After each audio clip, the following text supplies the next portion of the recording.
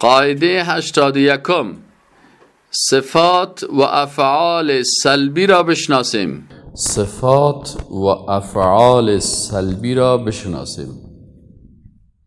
منظور از صفات و افعال سلبی در قرآن عظیم الشان بعضی افعال و صفات هستند که ایره سلبی میگن. سلبی چی معنی؟ یعنی او صفاتی که از الله سبحانه و تعالی نفی میشن.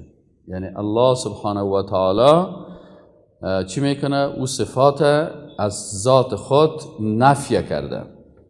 پس شایسته نیست، جایز نیست، درست نیست که این صفات یک انسان مسلمان به الله نسبت بده. سلب در زبان عربی به معنای نفی شده و منفی را میگن و الله سبحانه و تعالی صفاتی را که نفی کرده او صفات که است اول به دو شکل تقسیم میشه. بعضی از صفات است که الله سبحانه و تعالی او را اجمالا نفی کرده و بعضی از صفات سلبی هست که الله سبحانه و تعالی چی کرده؟ الله سبحانه و تعالی ایره از بنده هایش بعضی از صفات است که باز بر بنده هایش تفصیلا بیان کرده. در صفات فکرتان باشه که صفات که الله سبحانه و تعالی بر خود ثابت کرده او را به شکل تفصیلی بیان کرده. تفصیلی بیان کرده که کلش گفته که اینی صفت است، اینی صفت است، اینی صفت است. اما صفات سلبی که است یک قاعده داره که اگر این تفصیلی کلش بیان شود بعضی اوقات ما بیان کردن نمیتونیم، درست نیست. مثل چی؟ مثلا من بر شما گفتم که اگر ما به شما میگیم که احمد خوب آدم است، خوب عالم است، خوب دانشمند است، خوب فهمیده هست، این صفات خوب از او یکی محاسبه میکنیم. اما صفات نفی را، صفات منفی را ما نمیتونیم که یکی محاسبه بکنیم، بلکه چی میکنیم؟ اما صفات نفی از او را میگیم که احمد عالم است. وقتی که عالم گفتیم خود به خود جهل چی شد؟ نفی شد. اگر گفتیم که این احمد یک انسان خوب است، خود به خود صفاتی که حیوانیت است یا از خزنده ها هست یه نفی شد. با درست نیست بگیم احمد خر نیست، احمد گاو نیست، احمد مثلا چطور نیست. اگر نمیره بگویم در حقیقتی برای چی میشن؟ یک نوع بیادبی میشن.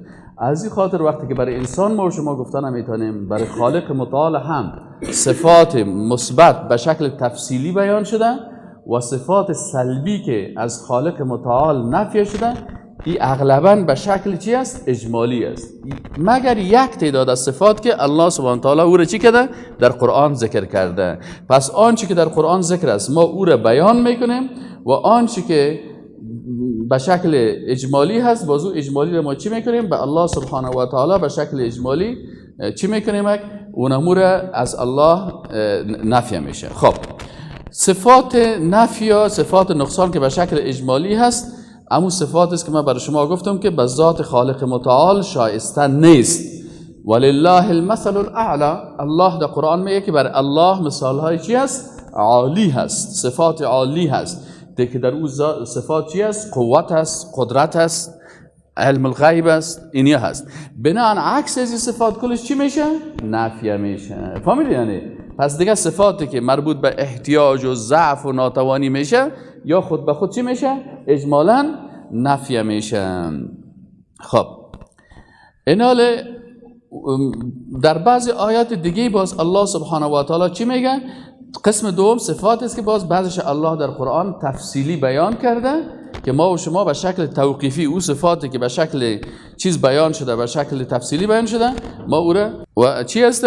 این حال صفاتی که به شکل خب و قسم دوم صفات و افعال است که این به حساب سلبی هست یا که به شکل تفصیلی بیان شده. ایره هم ما و شما به شکل توقیفی اما قسم که در قرآن و سنت ثابت است به اون شکل او را میفهمیم و اضافه نمیکنیم.